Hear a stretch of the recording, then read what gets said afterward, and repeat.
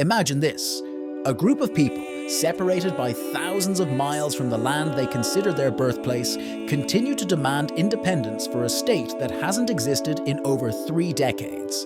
The Khalistan movement is alive in countries like Canada, the US and the UK, where Sikhs in the diaspora rally for a separate Sikh homeland. But why? What's driving the movement for Khalistan in these countries, and why does it continue to demand attention? This is a story of trauma, politics, identity, and a call for justice. Khalistan is not just a topic discussed in whispers. It's a movement that has been shaping the lives of many in countries far from India. The call for an independent Sikh state continues to gain momentum in diaspora communities, especially in Canada, the US, and the UK. But why is this struggle for a separate state still relevant today, decades after it first started? In this video, we'll break down the history, the motivations behind the Khalistani movement, and the reasons why this fight is still burning strong in the hearts of many. The Khalistan movement traces its origins back to the deep sense of injustice felt by Sikhs in India, especially after the partition in 1947. The pain of losing their land, homes, and loved ones during the violent separation between India and Pakistan has never been forgotten. But the Khalistan movement as we know it today took shape in the 1970s and 1980s with the call for a separate Sikh state, first made by Master Tara Singh, a prominent Sikh leader who argued that Sikhs needed a homeland to protect their religious and cultural rights. However, it was Jarnail Singh Bhindranwale who later became the face of the Khalistani movement in the 1980s. Bhindranwale's call for Khalistan gained widespread traction during his leadership of the Sikh political party, the Damdami Taksal, in Punjab. His speeches about the oppression of Sikhs by the Indian state inspired a significant section of the Sikh community, especially after the events of Operation Blue Star in 1984, which would come to define the movement's trajectory. The first formal call for an independent Sikh state came in 1986, when Jarnail Singh Bhindranwale took the stage at an event in the Golden Temple in Amritsar. In his famous speech, he declared that the Sikhs needed to live independently, without the oppression of the Indian state.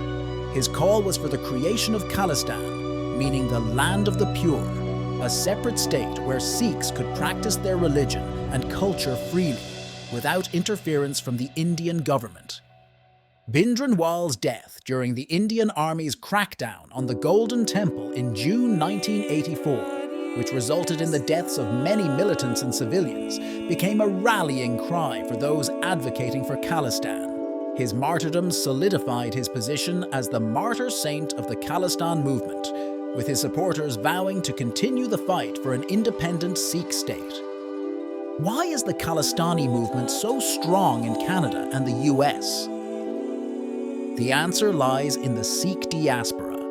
Many Sikhs fled India during the 1980s due to the violence they faced under the government's crackdown. These individuals found refuge in countries like Canada, the US, and the UK. While they escaped the violence of Operation Blue Star, they carried with them the pain of injustice and a desire for a homeland, Khalistan. In places like Surrey, British Columbia, and California's Central Valley, the demand for Khalistan is as much about justice as it is about reclaiming lost dignity.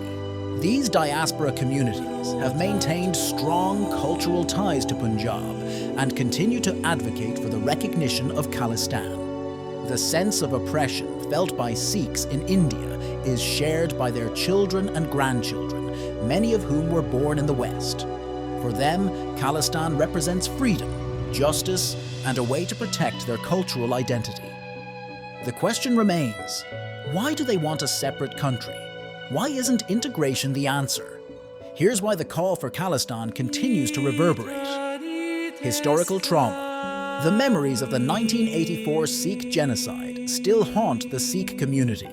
The Indian government's brutal crackdown on Sikhs, the destruction of the Golden Temple, and the lack of accountability have left deep scars.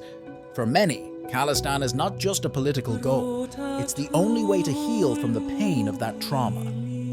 Economic inequality and political suppression.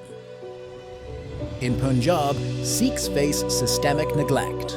Despite promises of development, Punjab continues to suffer from high unemployment, poverty, and underdevelopment.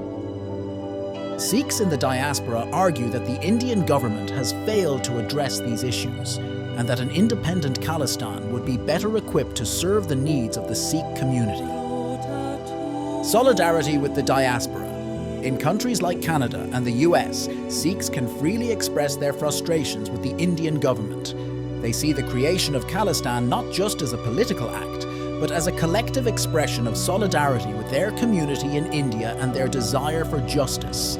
The diaspora is both a source of strength and a platform for amplifying their calls for an independent state. A fight for justice. At the core, Khalistan is a movement for justice. For its supporters, the Indian state has never truly atoned for the crimes committed during the 1984 violence. Without an official apology or reparation, the call for Khalistan remains a demand for the recognition of the pain and suffering endured by Sikhs.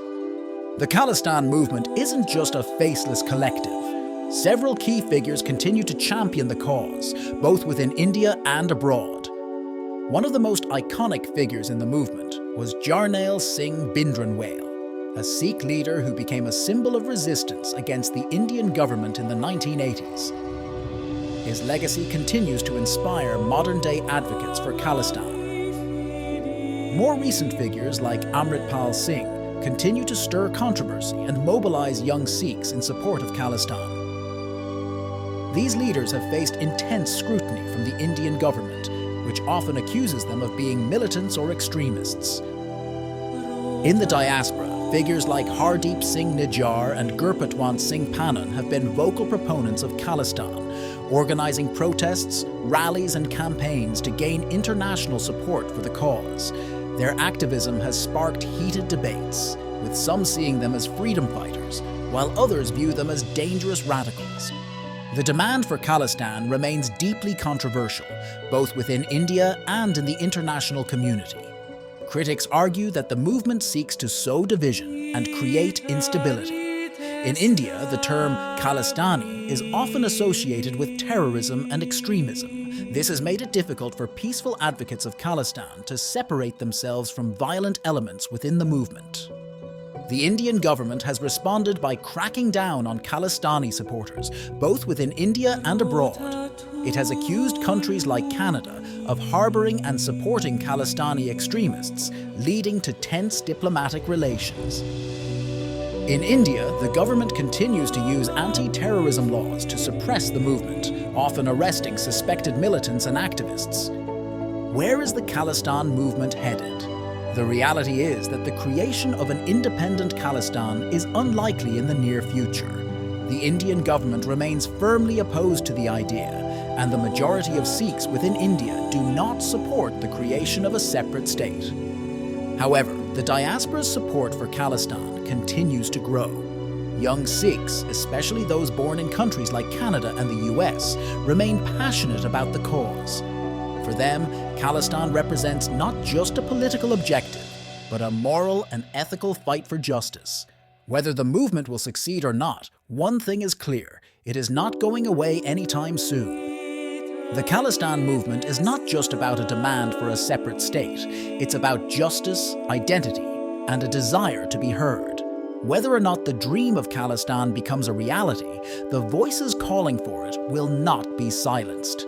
If you found this video insightful, don't forget to hit that subscribe button. At Crime Chrono, we bring you in-depth stories on the issues that matter. Stay tuned for more, and subscribe now.